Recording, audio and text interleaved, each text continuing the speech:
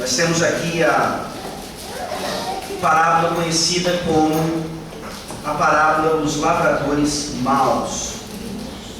Essa parábola se encontra tanto no Evangelho de Mateus como de Marcos também, ou seja, em todos os sinóticos, mostrando a importância dessa parábola, principalmente nesse momento em que Jesus estava experimentando já as dores, as angústias do seu sofrimento maior na cruz do Calvário. Lucas 20, de 9 a 19, assim diz a santa palavra de Deus, que é a palavra da salvação. A seguir passou Jesus a proferir ao povo esta parábola. Certo homem plantou uma vinha, arrendou-a a lavradores e ausentou-se do país por prazo considerável. No devido tempo, mandou um servo aos lavradores para que lhe dessem do fruto da vinha. Os lavradores, porém, depois de o espancarem, o despacharam vazio. Em vista disso, enviou-lhes outro servo, mas eles também a este espancaram, e depois de o ultrajarem, o despacharam vazio. Mandou ainda um terceiro, também a este, depois de o ferirem, expulsaram. Então disse o dono da vinha: que farei? Enviarei o meu filho amado, talvez o respeitem. Vendo-o, porém, os lavradores arrazoavam entre si, dizendo: este é o herdeiro, matemo-lo, para que a herança venha a ser nossa.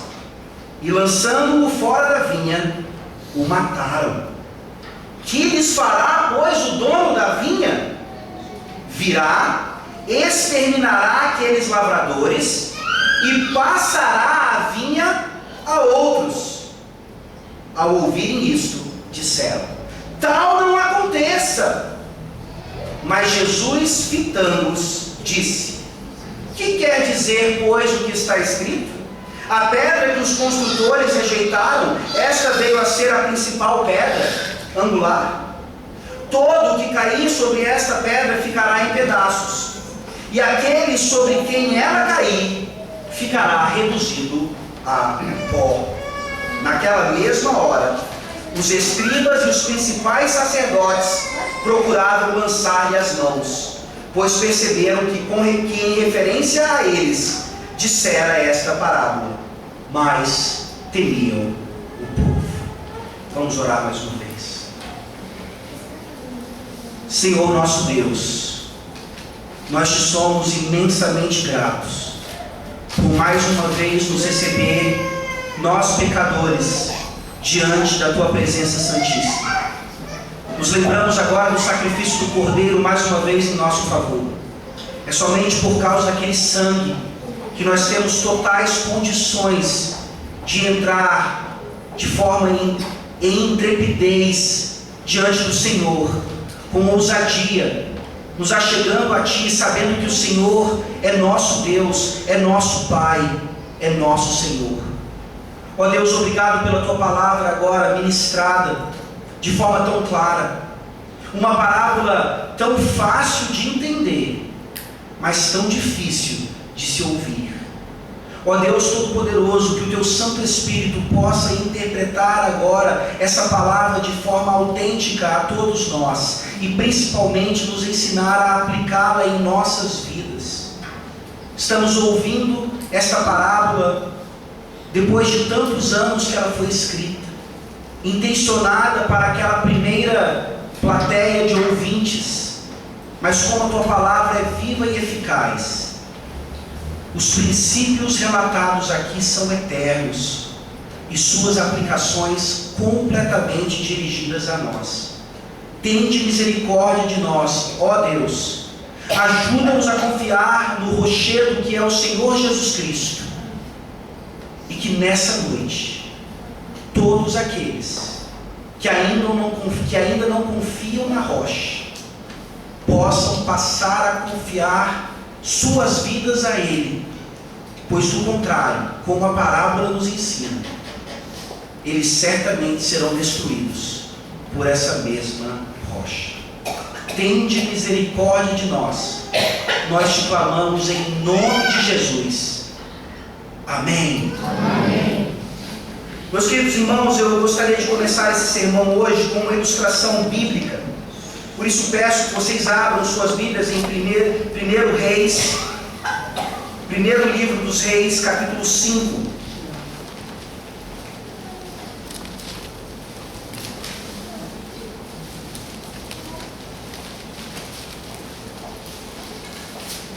Primeiro Reis, capítulo 5, versículos 15 a 18 nos falam da edificação do templo de Salomão.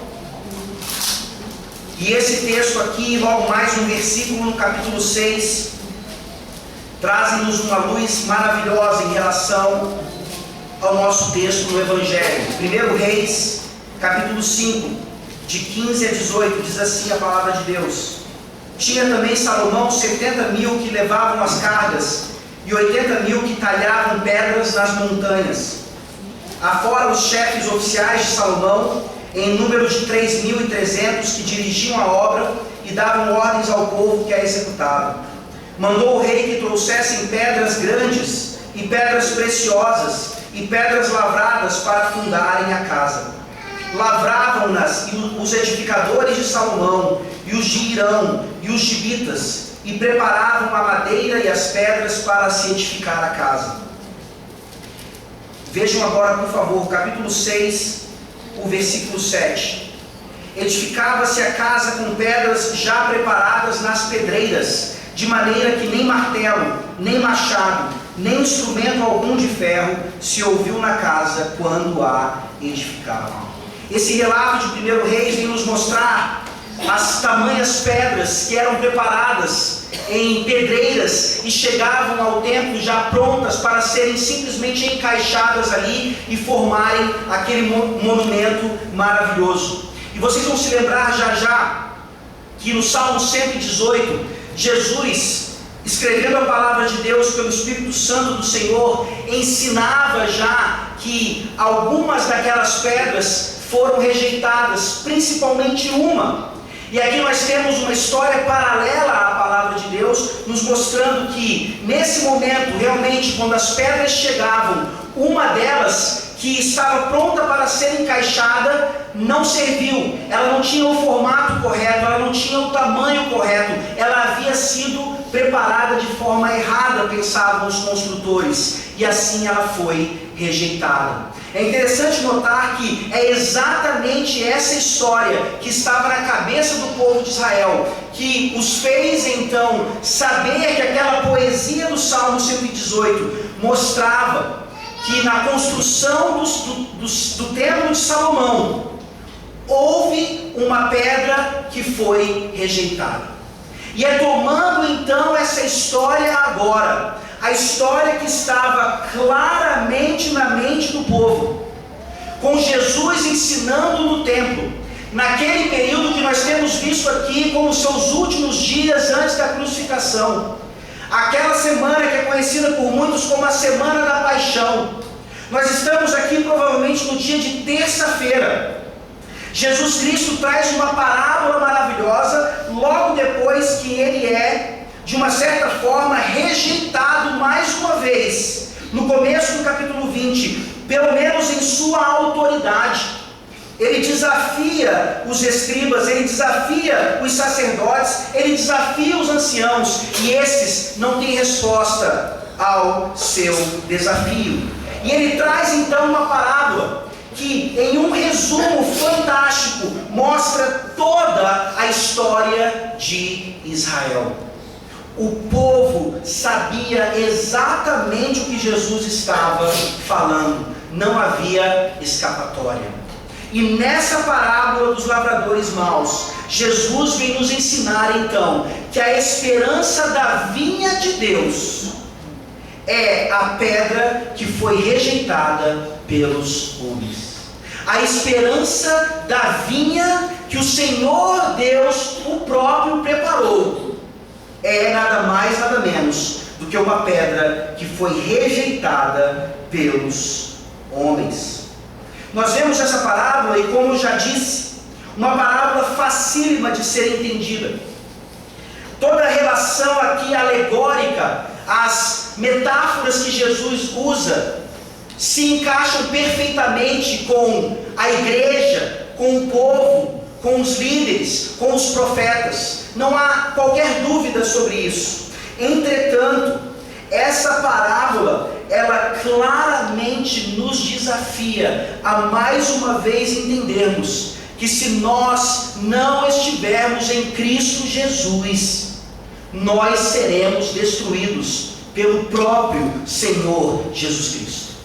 É uma mensagem que mais uma vez nos apresenta um evangelho maravilhoso, a graça do Senhor Jesus Cristo, mas também a sua fidelidade em punir aqueles que ainda rejeitam o seu Filho.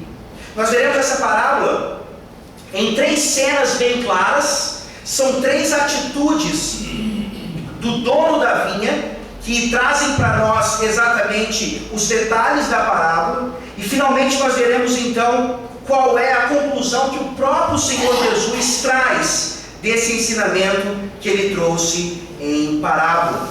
Vejamos então qual é a primeira atitude do dono da vinha. Aqui nos versículos 9 a 12, nós temos essa primeira cena na parábola de Jesus, a primeira cena. A seguir, passou Jesus a proferir ao povo esta parábola. Certo homem plantou uma vinha, arrendou-a a lavradores e ausentou-se do país por prazo considerável. No devido tempo, mandou um servo aos lavradores para que lhe dessem do fruto da vinha. Os lavradores, porém, depois de o espancarem, o despacharam vazio.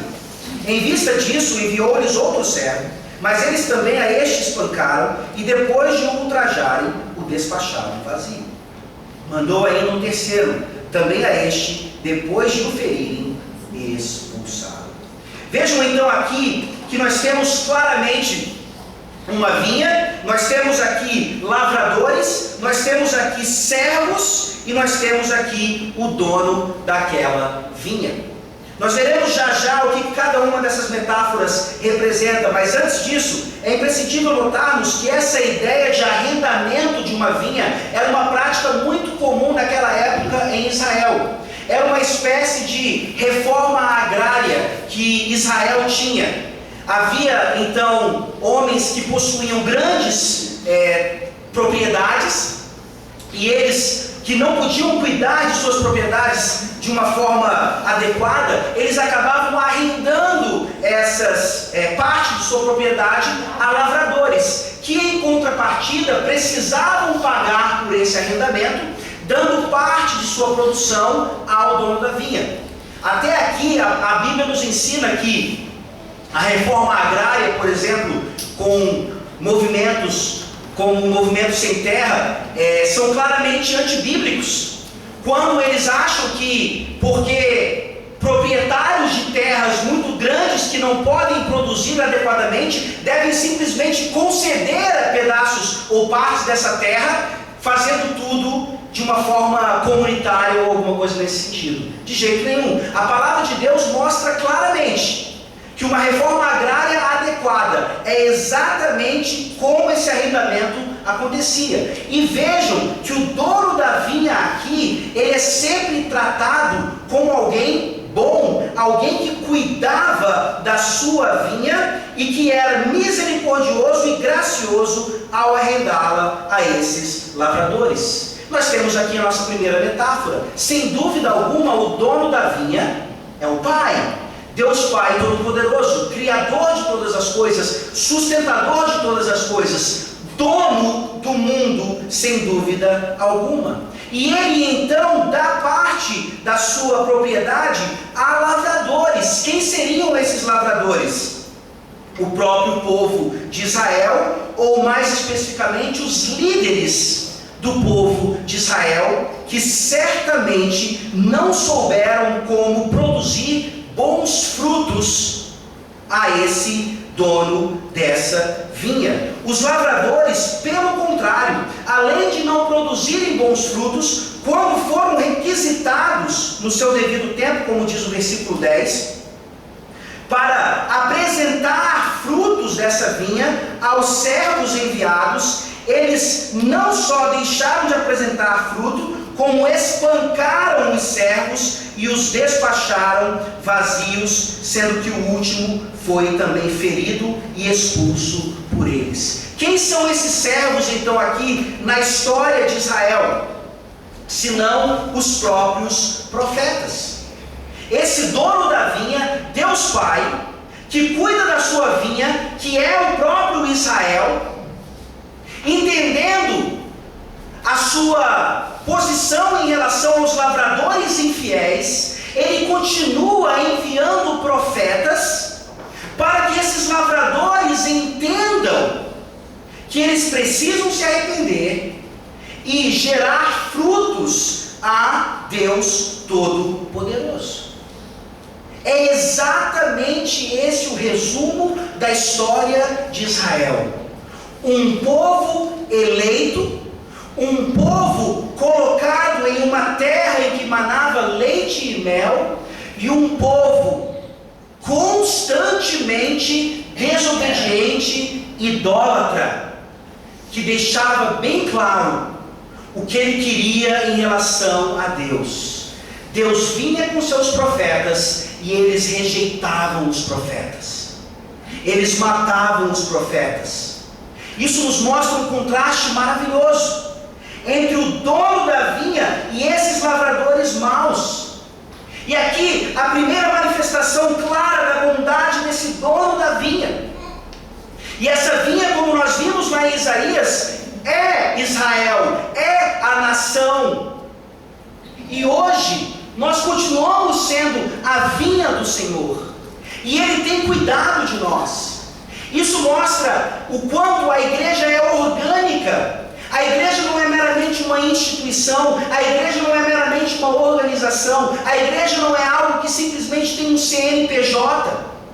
A igreja é um organismo vivo, que se não fosse o dono da vinha, pelo poder do seu Santo Espírito cuidando de nós, não haveria crescimento, não haveria edificação, não haveria o cuidado de tirar os galhos que não servem mais e enxertar aqueles que agora farão parte dessa vinha maravilhosa.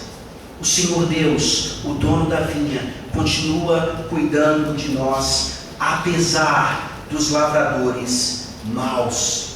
Jesus fala então desses profetas, desses servos, nos mostrando aqui uma outra característica de Deus tão maravilhosa.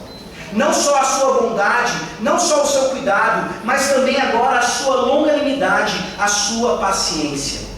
Pensem comigo mais uma vez. Se você fosse o dono dessa vinha aqui, se você tivesse arrendado a sua propriedade a esse tipo de lavrador, será que você teria essa mesma paciência?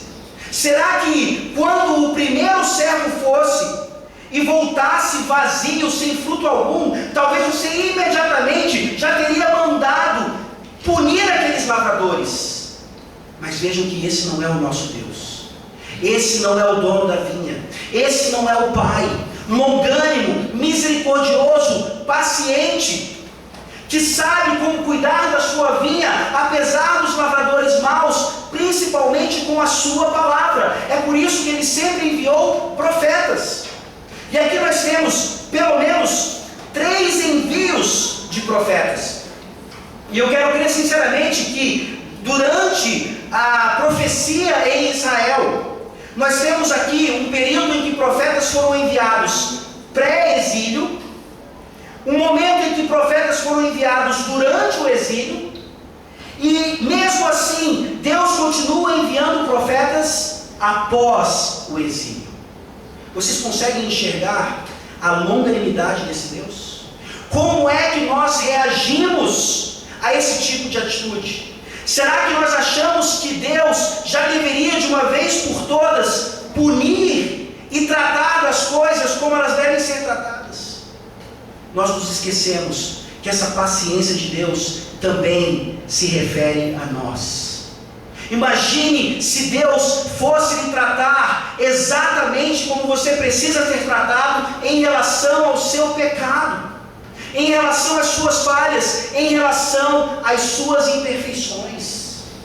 Nós precisamos aprender muito com a longanimidade do nosso Deus. Nós precisamos aprender muito com a paciência desse Deus Todo-Poderoso.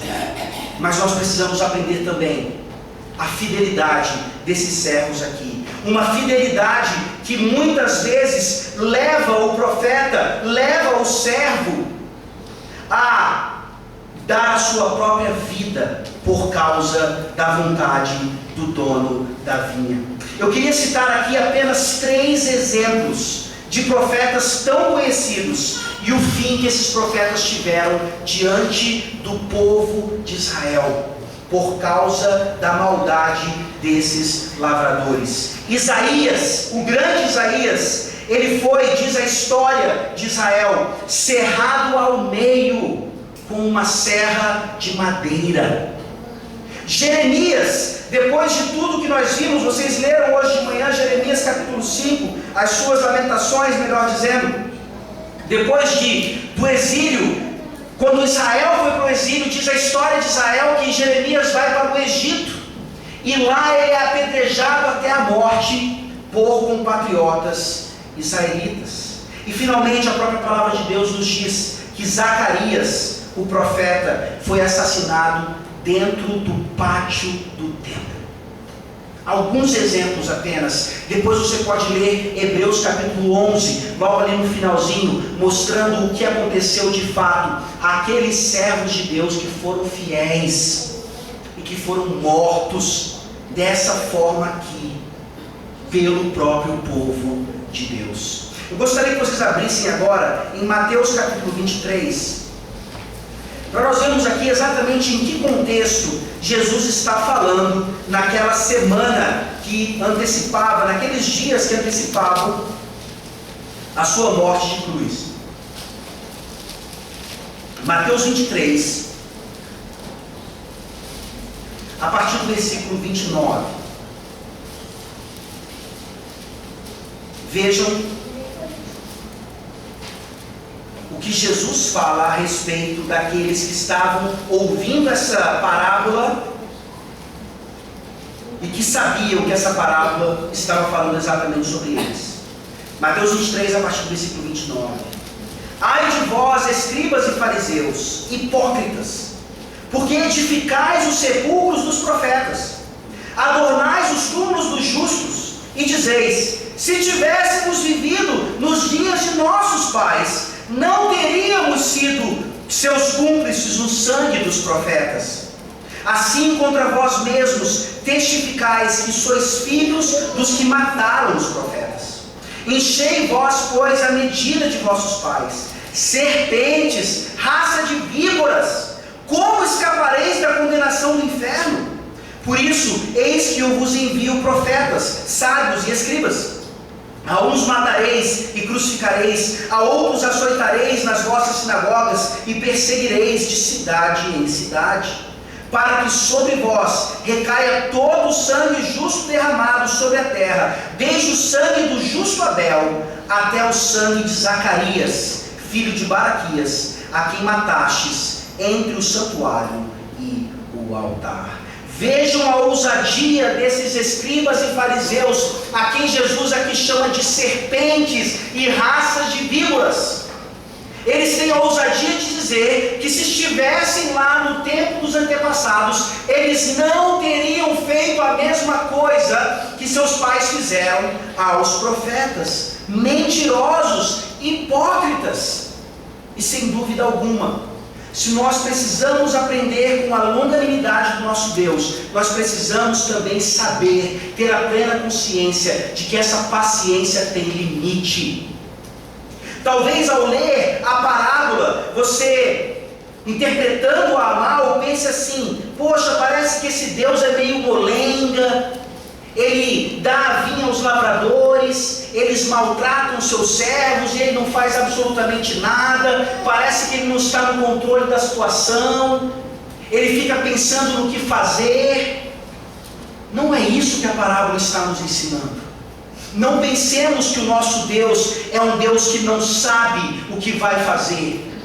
Não pensemos que o nosso Deus, como querem dizer alguns aí, É um Deus que abre mão de saber o futuro e dá as mãos aos seres humanos, e juntamente com a humanidade, Ele agora constrói o destino da terra e de tudo mais. Não, o nosso Deus é soberano, o nosso Deus tem o controle de todas as coisas, e é exatamente por isso que Ele traz agora a segunda atitude. A primeira atitude do dono da vinha, nós vimos até o versículo 12, agora nos versículos 13 e 14, nós vemos a sua segunda atitude. Então disse o dono da vinha: que farei?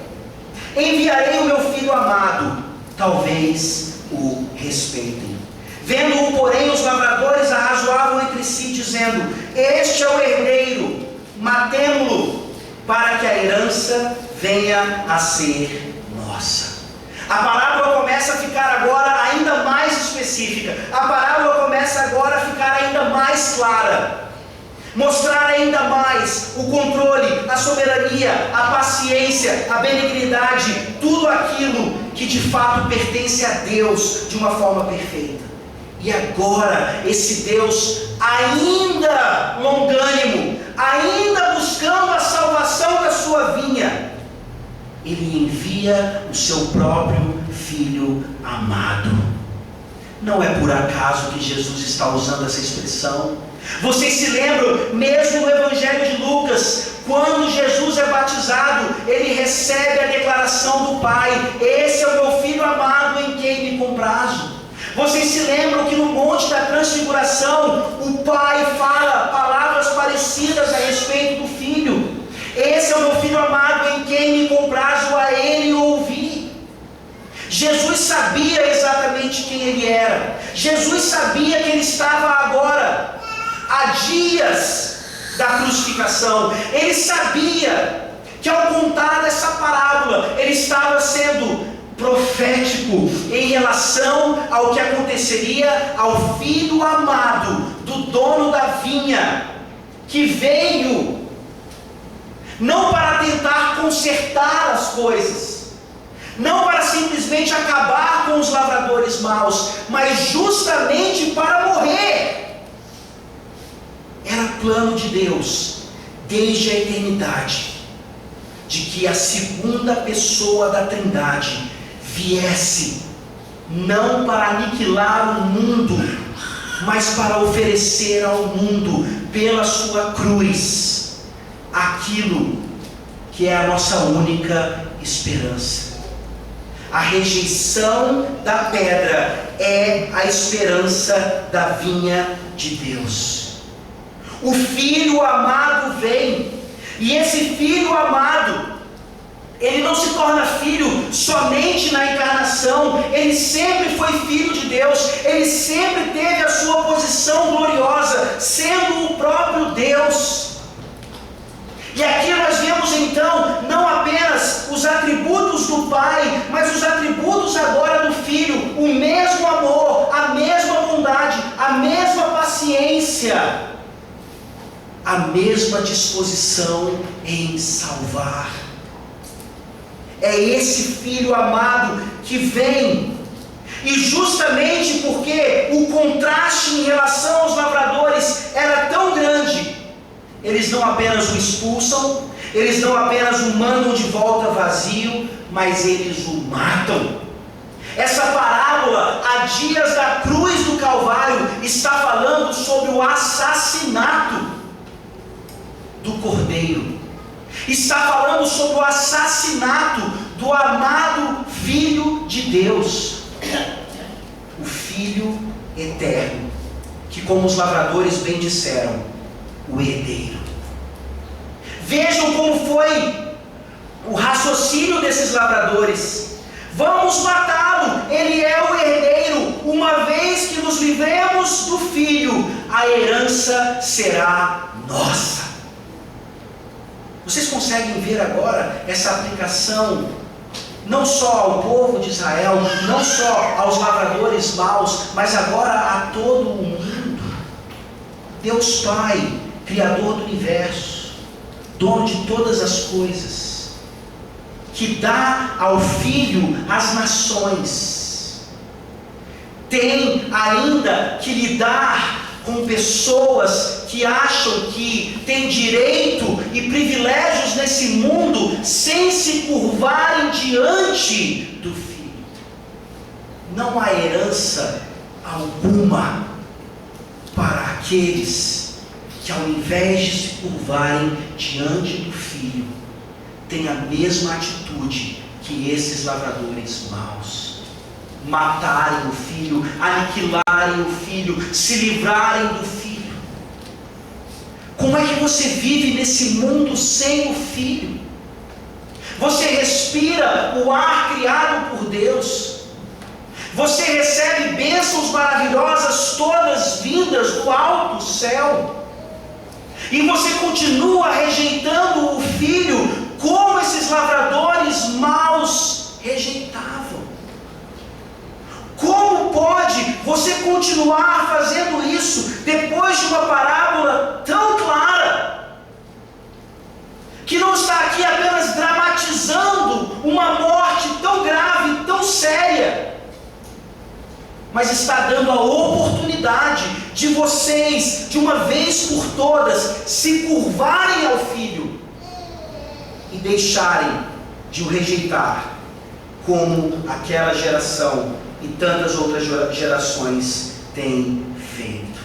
A paciência de Deus Pai tem limite. E é exatamente isso que nós vemos agora na terceira atitude do dono da casa. Aqui não há qualquer possibilidade de nós percebermos um Deus inútil, um Deus que não age, um Deus que não faz aquilo que é justo, pelo contrário. Versículos 15 e 16 nos mostram exatamente o que acontece por causa do assassinato do seu filho. Versículos 15 e 16: e lançando-o fora da vinha, o mataram. Que lhes fará, pois, o dono da vinha? Virá, exterminará aqueles lavradores e passará a vinha a outros. Ao ouvirem isto, disseram: tal não aconteça. A história é muito direta.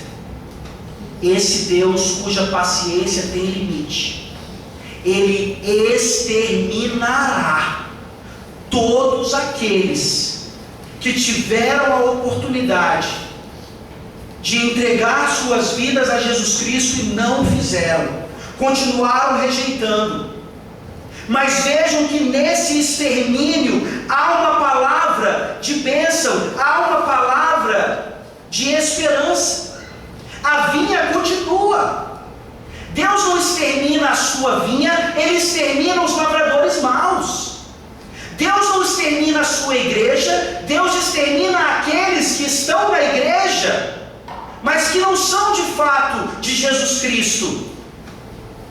Deus oferece então agora a sua vinha a outros. Deus oferece agora a sua vinha àqueles que nunca fizeram parte do pacto com Deus. Agora são trazidos pelo próprio Filho que foi assassinado para receberem de Deus uma herança verdadeira. Vejam como é claro aqui para nós o cuidado que nós devemos ter em relação à nossa posição na igreja. Você é membro do quê? Da igreja ou da vinha verdadeira? Você é membro de Cristo ou de uma religião cristã? Isso faz toda a diferença em relação ao que Deus Pai tem buscado.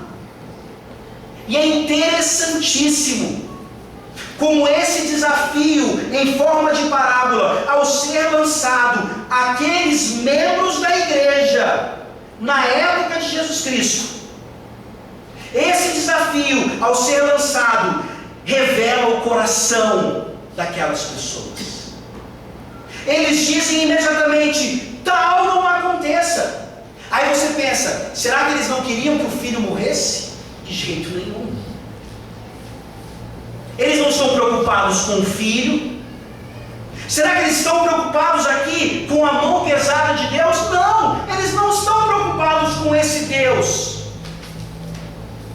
Eles estão preocupados simplesmente porque Jesus na parábola havia dito que aquilo que era deles seria passado a outros por causa da sua infidelidade.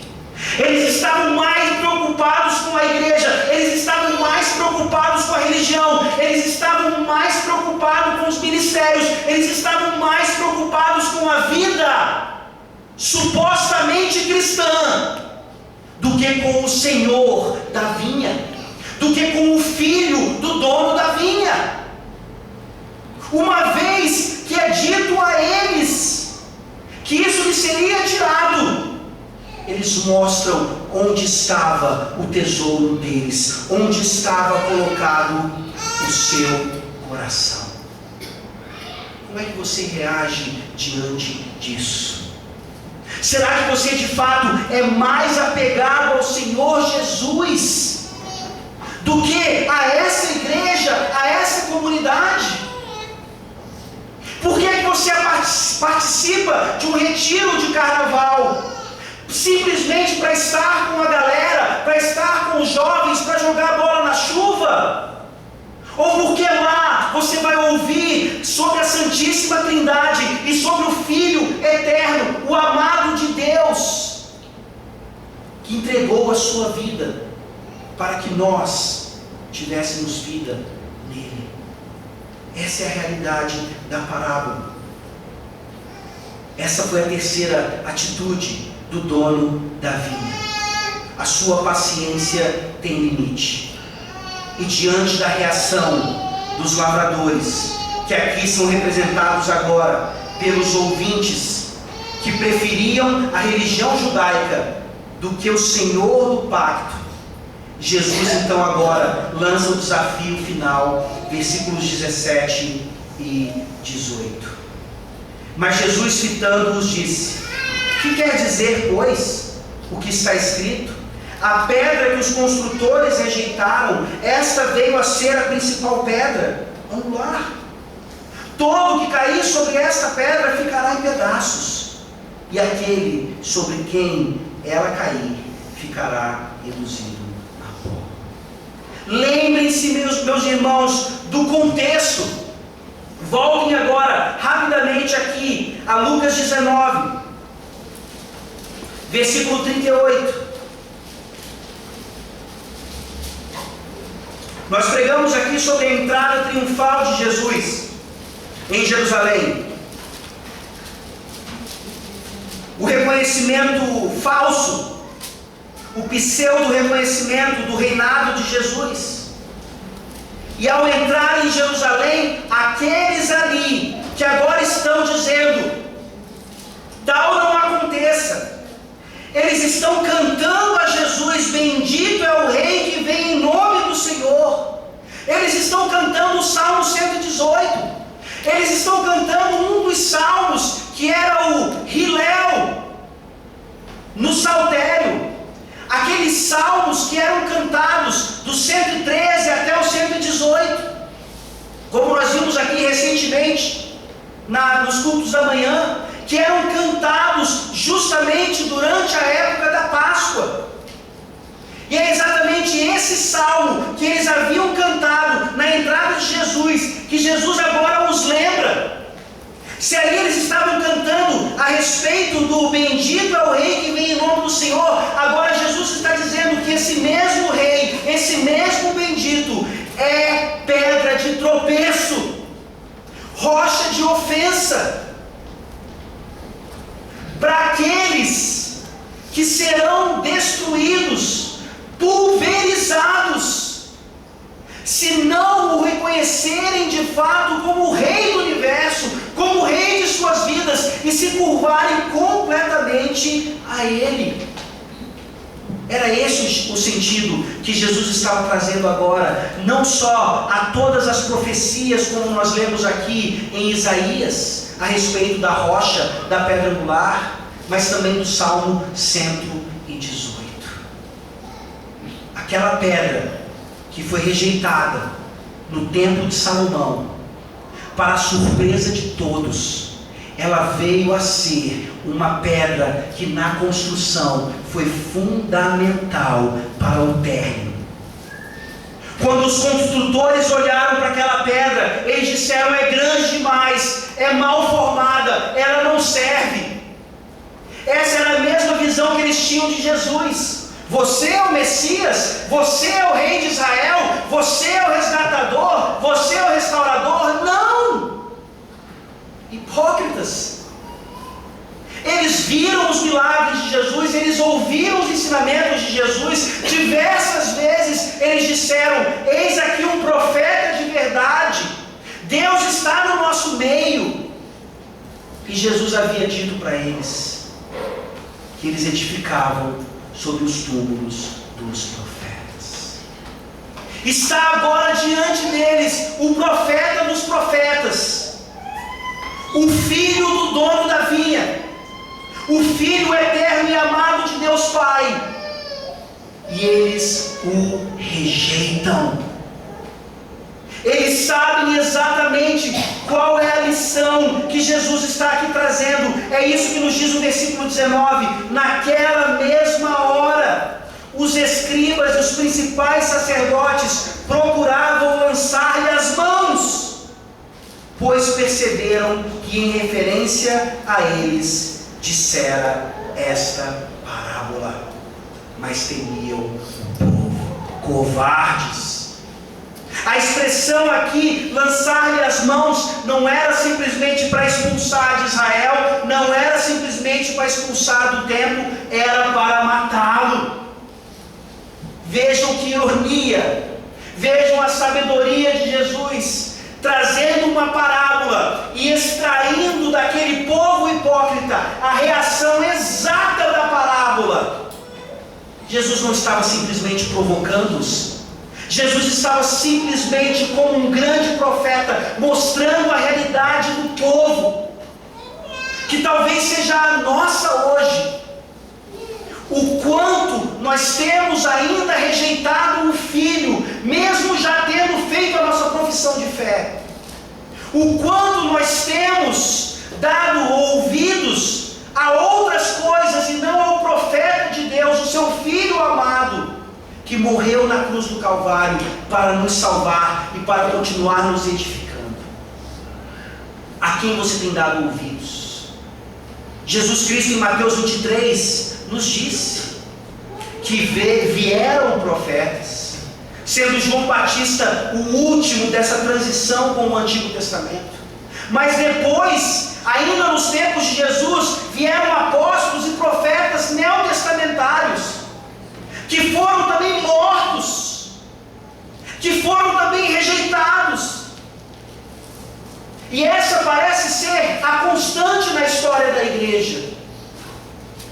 Hoje não há mais profetas, senão ministros do Evangelho, chamados para continuar pregando e mostrando o quanto o nosso coração pode ainda estar distante desse Deus, porque ele está distante do Filho de Deus. Há uma forma de nós percebermos em que lado nós estamos nessa história toda. Será que somos exatamente como os lavradores maus, que faríamos tudo para proteger a nossa religião, mesmo que isso significasse rejeitar completamente a Cristo? Ou será que nós estamos do lado daqueles servos, como os profetas, que são capazes de dar a sua própria vida por causa do Filho e do Pai do Filho?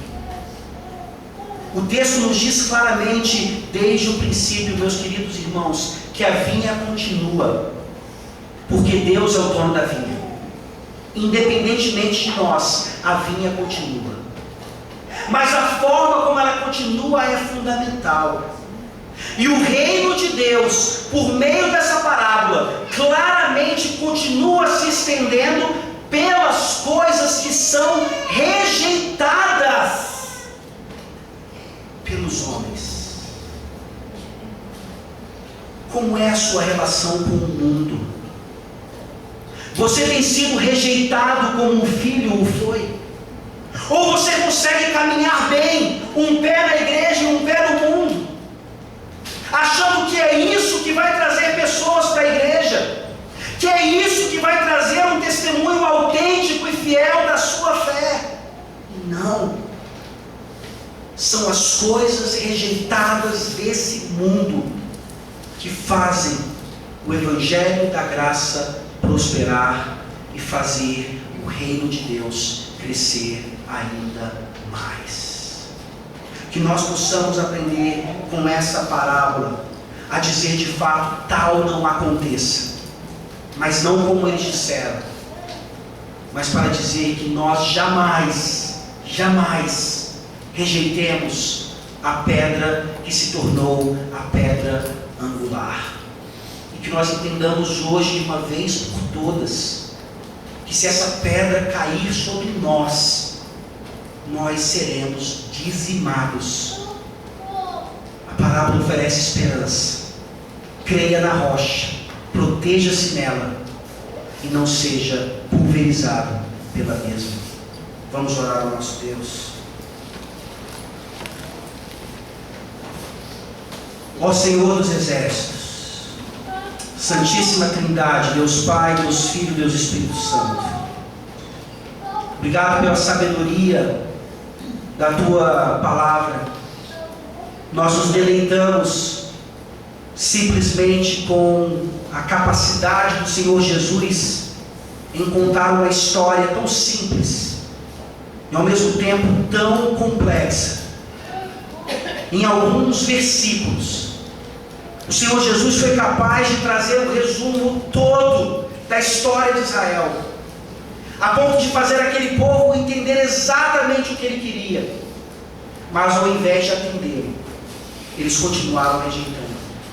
Ao invés de atendê-lo, eles ainda assim o queriam matar. Ao invés de atendê-lo, eles se revelam de fato como realmente são. Nós te pedimos, ó Deus, que nessa noite a tua igreja, sendo ela verdadeira, genuinamente a noiva de Cristo, ela seja ainda mais rejeitada, ela seja ainda mais perseguida, porque nós sabemos que é exatamente dessa forma que ela se torna a importância, o sal, a luz para um mundo caído que continua rejeitando a Cristo.